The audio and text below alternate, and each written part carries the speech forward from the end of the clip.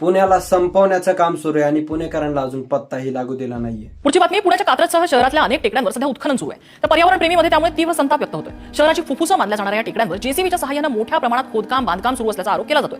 सत्ताधारी आणि विरोधक दोघांनीही चिंता व्यक्त केली असली तरी प्रत्यक्ष कारवाई मात्र अद्याप थांबताना दिसत नाहीये. सध्या पुण्यामध्ये डोंगर खोदण्याचे प्रकार खूप जास्त सुरू आहेत. डोंगरासोबत मी असं म्हणेल या टेकडी सोबत उत्खनन करणाऱ्यांनी केलेलं आहे. पीएमसी ऑफिसर्स, मेयर मंजुषा नागपुरे ताई, काय चाललंय इथं? एफआर लिहिणार का पुणे पोलीस? भले मोठे डोंगर खोदून ठेवायचे आणि त्या जागी इलिगल बिल्डिंग बांधायच्या. पुण्यात जर असंच टाइमपास म्हणूनही फिरला तर तुम्हाला असे भरपूर इलिगल मायनिंग सापडतील. पण मला प्रश्न हा पडलाय की पुणे महानगरपालिका काय करते? अख्खेच्या अख्खे डोंगर उडवले जातात तरी देखील पुणे महानगरपालिकेचा हुका चू नाहीये. तुमचा नेमका प्रॉब्लेम काय हे तरी आम्हाला सांगा, जेणेकरून आम्ही त्याच्यावर सोल्युशन देऊ शकतो. मुळातच निसर्गाचा एवढा ऱ्हास होत असताना तुम्ही डोंगर उडवण्याची परवानगी देऊच कसं काय शकता? आणि यावर तुमचं हे उत्तर असेल की मला माहितीच नाहीये, तर तुम्ही एवढे दिवस झोपा काढत होता का? तुमच्या न रहित लोकांनी डोंगराच्या डोंगर उद्ध्वस्त करून टाकली आणि तुम्ही लोक फक्त कारण देत राहिला. आणि जर तुम्ही परवानगी दिली असेल तर तुम्ही कोणत्या बेसिसवर परवानगी दिली आणि कुणाला विचारून परवानगी दिली? ते डोंगर तुमच्या हद्दीत येतात. तुमचं काम एवढंच आहे की त्या डोंगरांची काळजी घ्यायची. तुमचा मनमानी कारभार तुम्हाला करायला कुणी सांगितलं का? तुम्हाला ह्या सगळ्या गोष्टी माहिती आहेत पण तुमचा खर्च भागल्यामुळे तुम्ही शांत बसता. पुणेकरांनी डोळे उघडून बघण्याची गरज आहे, कारण हे पीएमसी वाले भुरटे निघाले. ही लोक देखील काही पैशावाल्यांच्या चपला चाटतात. माग देखील तळजाईवर काही निसर्गप्रेमींनी झाडं लावली होती, पण काही लोकांनी त्या झाडांना जाळून टाकलं. जसं काय तळजाई ह्यांच्या बापाचीच आहे. तळजाई, कात्रज, जांभूळवाडी, येवलेवाडी असे भरपूर ठिकाण आहेत ज्या ठिकाणी तुम्हाला इलिगली मायनिंग सापडतील, इलिगली झाडं कापण्याचे प्रकार दिसून येतील. आणि पुणे महानगरपालिका फक्त हातावर हात धरून टाळ वाजवायचं काम करते. त्यामुळे पुणेकरांना खरंच जागा होण्याची गरज आहे. हा व्हिडिओ जास्तीत जास्त जणांपर्यंत शेअर करा आणि होईल त्याला सांगा की पुण्याची फुफ्फुसं धोक्यामध्ये आहेत. बाकी अशाच सामाजिक मुद्द्यांवर मी रोज बोलत असतो, त्यामुळे फॉलो केलं नसेल तर आत्ताच करून घ्या.